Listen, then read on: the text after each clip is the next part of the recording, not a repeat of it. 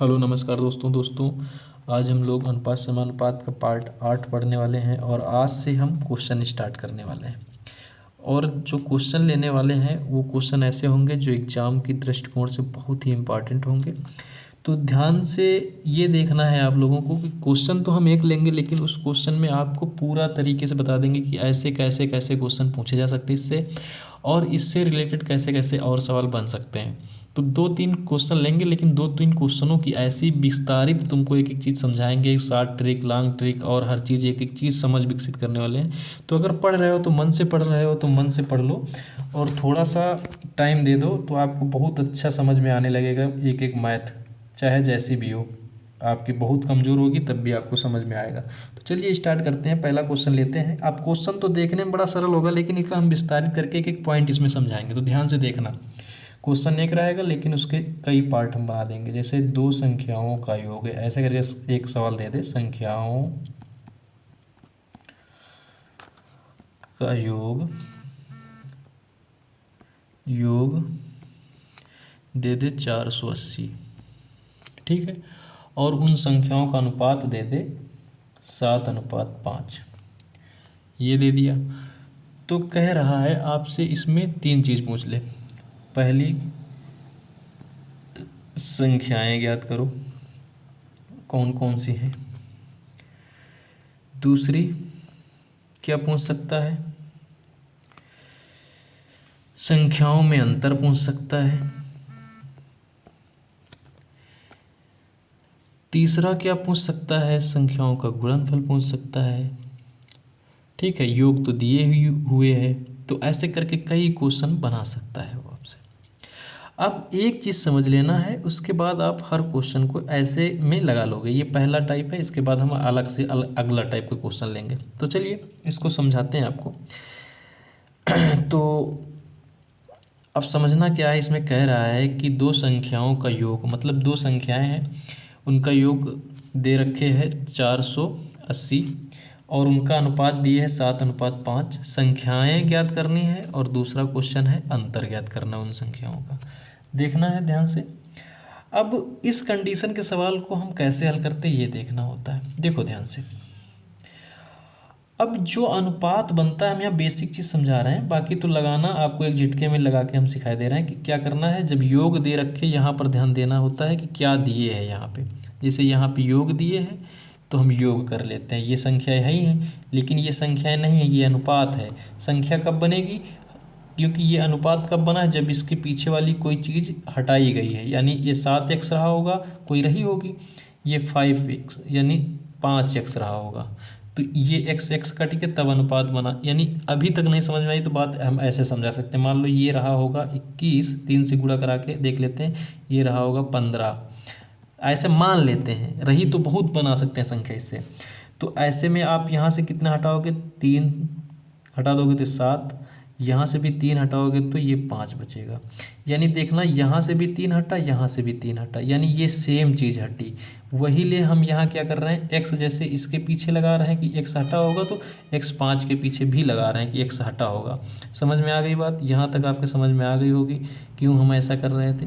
अब हम आगे चलेंगे। अब आपको ये चीज़ समझ में आ गई क्यों हम x करते हैं। तो इसको हम ये लिख सकते थे 7x + 5x। अभी हम बताएंगे नहीं लिखोगे तब भी लग जाएगा, क्योंकि ज़्यादातर x मान के हम क्वेश्चन नहीं लगवाएंगे। अब ध्यान देना, 7x + 5x बराबर योग कर दिए तो बराबर करके दे रहा है 480। हमने कहा जब आप कोई भी सवाल को हल कर रहे हैं, जब आप बराबर करके, यानी ये जैसे बराबर करके इतना आ गया 480, कोई भी सवाल अगर आप इस सिस्टम से बना लेंगे कि बराबर 0, बराबर 1, बराबर 3, बराबर 4, जब हर एक सवाल का ऐसा बनता है, जब तक ऐसे नहीं बनेगा जब तक सवाल नहीं लगेगा। और जब आप ऐसे बना ले गए तो समझ लो आप सवाल हल कर ले जाओगे। अब देखो ध्यान से, अब यहाँ 480 है, अब योग करना है 7x 5x, दोनों सेम है तो जुड़ जाएंगे, 12x हो जाएंगे, बराबर 480 के। अब इसको काटोगे, x बराबर आ जाएगा बरचौक 48, यानी 4 बार जाएगा 40, x बराबर 40। इसका मतलब क्या निकल के आया, जो 40, ये 40 यही निकल के आया। जो हमने 7 के पीछे x लगाया वो x नहीं है, वो 40 था जो हटा था। और जो 5 के पीछे x था वो x नहीं था, क्योंकि x का मान हम निकाल लिए, वो 40 था। अब हम इसका दोनों गुणा करा दे सकते हैं। तो 7 चौक 28 यानी 280 और ये 5 चौको 20 यानी 200। तो हम यहाँ से देख सकते एक संख्या 200 थी, एक संख्या 280 थी। लेकिन अब यहाँ पर डायरेक्ट अगर निकालना होता संख्याओं का अंतर निकालो, संख्याओं का अंतर निकालो, तो हम सीधा ये संख्या नहीं निकालते। हमको क्या मतलब है संख्या निकाल के, हम डायरेक्ट यहीं पर अंतर ना देख लेते। यहाँ पे 7 और 5 में ध्यान से देखना, यहाँ पे 7 और 5 पे, तो 7 और 5 में अंतर कितने का है? 2 का। यानी हम कह सकते 7x 5x था, इसमें अगर अंतर देखा जाए तो 2x का है। तो x की जगह में हम क्या रख देंगे? 40, क्योंकि x का मान यहाँ पर आप देख सकते हैं 40 निकला। तो डायरेक्टली हम निकाल सकते हैं, ये आ जाएगा 80। तो ये थे अंतर निकालने का तरीका और ये था संख्याएँ निकालने का तरीका। तो यहाँ तक आप लोगों को समझ में आ गया होगा। ये x मान के लगाए। अगर x नहीं मानते तो हम डायरेक्टली इस क्वेश्चन को कैसे लगा सकते थे? अब ध्यान से समझो हमारी बात। इस चीज़ को हम हटा रहे हैं। अब देखेंगे, अगर ये चीज़ हटा दें तो अगर इसी चीज़ को हमको डायरेक्ट लगाना होता तो क्या करते?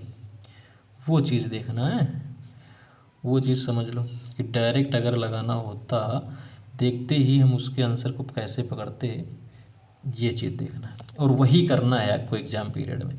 आपको देखना है यहाँ पर ध्यान देके योग दिए है, सीधा सीधा 7 और 5 का योग कर लेना है। ठीक है, 7 5 का योग 12 बराबर 480 के काट देंगे, बरचो 48 यानी 1 बराबर 40 के। बस अब योग कह रहा तो 7 5 12, 12 बराबर हम सीधा गुणा करा देंगे 12 से इसका, तो योग आ ही गया था, योग था ही।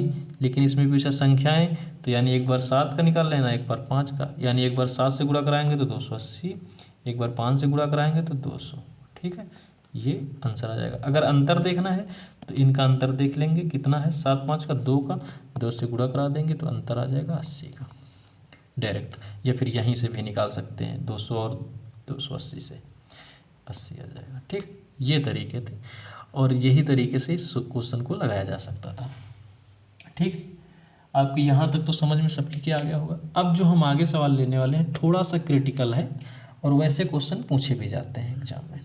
ये तो क्वेश्चन काफ़ी बेसिक हो गया, पूछा ऐसे भी जाता है, लेकिन अब जो हम लेंगे वो थोड़ा सा ज़्यादा अच्छा सवाल है और उससे क्वेश्चन बनते भी हैं, क्योंकि वो थोड़ा कन्फ्यूजन भरा होता है। जैसे हमने ले लिया एक क्वेश्चन ले लिया, ये देखो ध्यान से, ऐसे सवाल आप लगा ले जाओगे, अब चाहे 3 संख्या कर दे चाहे 4 संख्या।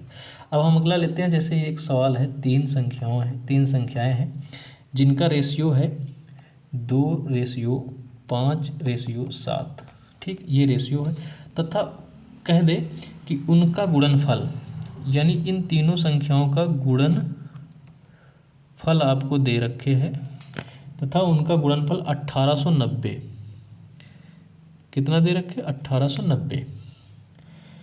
तो संख्याओं का योग पूछ रहा आपसे पूछ ले, मान लो संख्याओं का योग क्या होगा, संख्याओं का योग क्या होगा। अब देखो ध्यान से इस सवाल को कैसे लगाओगे। अब इस सवाल में आपको ये गलती नहीं करनी है कि आप डायरेक्ट इनका गुणा करा लो और यहाँ जाके काट दोगे तो आंसर आ जाएगा, गलत हो जाएगा उस कंडीशन। क्या गलती हो जाएगी? अब ध्यान से देखो, यहाँ पर जैसे अभी हम डायरेक्ट भी लगाना सिखाएंगे, जहाँ पे जैसे देखोगे ये 2x मान सकते हो, ये 5x मान सकते हो, ये 7x मान सकते हो, और तीनों का कह रहा है क्वेश्चन में गुणा। क्या कह रहा है? गुणनफल। ये अब बराबर में जब कर ले जाओगे, यानी बराबर कितना? 1890। अब आप सवाल हल कर ले जाओगे। हमने कहा कि जब आप बराबर करके संख्या रख ले जाओगे तो क्वेश्चन को आप लगा सकते हो। तो यहाँ गुणा कराओगे तो गुणा से बेहतर है काटते चलो, यही ठैंगे ज़्यादा सही रही। जिससे 2 का गुणा और 5 का गुणा होता 10, 10 का मतलब 1 0, यहाँ से हटा देंगे तो इसका काम खत्म। अब 7 से डायरेक्ट काट के इसको देख लेंगे, 7 दून 14, 7 7 49, यानी ये 27 आ गया। और क्या क्या बच्चा? 1x 2x 3x, यानी ये x का क्यूब बन जाएगा। प्लस का निशान नहीं है, गुणनफल है, तो x का क्यूब।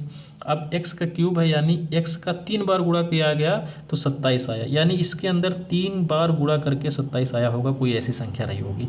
तो इसका हम क्यूब जैसे ही हटाएंगे तो यहाँ से आप देखोगे ये अंडर रूट क्यूब कर दोगे, ये हटेगा तो, ठीक है।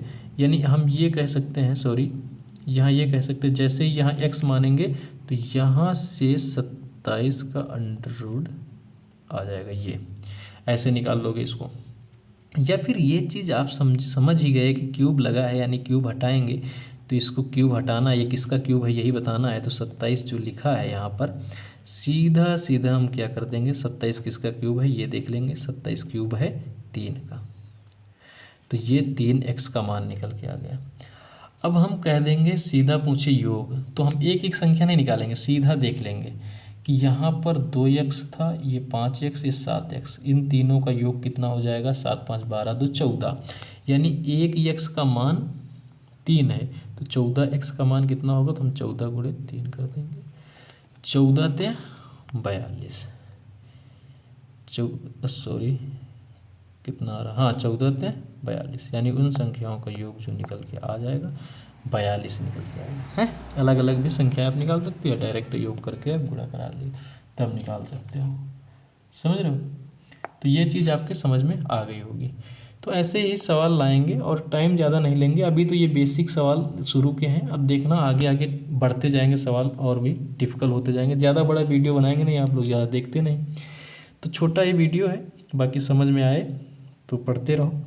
कोशिश करेंगे कि लगातार वीडियो बनाएं, टाइम नहीं मिलेगा तभी नहीं बना पाएंगे। चलिए धन्यवाद।